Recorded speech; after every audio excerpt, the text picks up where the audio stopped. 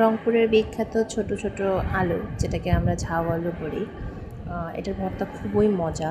সুতরাং এটা আপনারা কে কে খেয়েছেন জানাবেন। মূলত ঢাকায় এটা পাওয়া যায় না, কিন্তু আমরা এটা খুবই পছন্দ করি।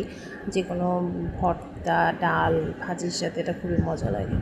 তো এটা প্রথমে সেদ্ধ করে এরকম তেলে ভেজে নিয়ে তারপর এভাবে মরিচ, রসুন, এটাতে মূলত আমরা পেঁয়াজ ব্যবহার করি না। তো এভাবে আর এই বাটনা, যেটা মাটির বাটনা, হ্যাঁ, এটা আমরা খুব ভর্তা করতে খুবই ব্যবহার করি। আপনারা করেন কি না জানাবেন। আর এখানে এই তো আমার ভর্তাটা হয়ে গেল, এবং আমি সর্ষের তেল দিয়ে ভর্তাটা মেখে নিলাম। এটা সর্ষের তেল দিয়ে খুবই মজা লাগে খেতে। তো এই আমার ভর্তা রেডি হয়ে গেল। এটা দিয়ে আজকে ভাত খাওয়া হবে, এবং সাথে থাকবে আমাদের আজকে রেসিপি হচ্ছে ডাল, পটল ভাজা, আলু ভর্তা এবং ভাজা মাংস, যেটা কোরবানির যে ভাজা মাংস, সেটা আমরা প্রতিবেলায় খাই। তো এখানে তো পটল ভাজা হচ্ছে,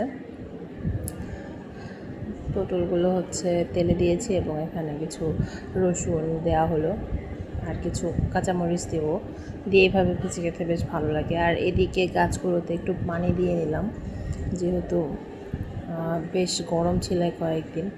আর গাছগুলো এদিকে যে আমার পুঁই শাক হয়েছে, ডাল দিয়ে তাজা পুঁই শাক সেদিন রান্না করেছিলাম, খুব মজা হয়েছিল। তো এই তো এভাবেই আর কি চলছে। আমার পটল ভাজা প্রায় রেডি হচ্ছে, ভাজি এখানে আমি কিছু মরিচও দিয়ে নিয়েছি। তো পটল ভাজা রেডি হয়ে গেলে ডাল হবে, তারপর ভাত।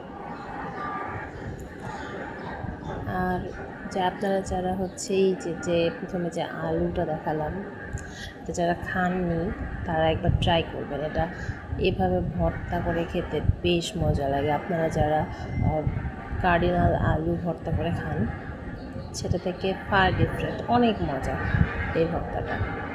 আপনারা এটা ট্রাই করতে পারেন। এটা মূলত রংপুরের দিকে পাওয়া যায়। আর আমরা এটা আমরা মূলত কার্ডিনালের ভর্তাটা খুব কমই খাই। এভাবে আমাদের এই ভর্তাটা বেশি খাওয়া চলে। তো এই তো আমার পটল ভাজাগুলো হয়ে গেল। এখন এগুলো আমি সাজিয়ে নিলাম, যেহেতু কিছুক্ষণ পরে আমরা খেতে বসবো টেবিলে। পটলগুলো হয়ে গেছে, এখন আমার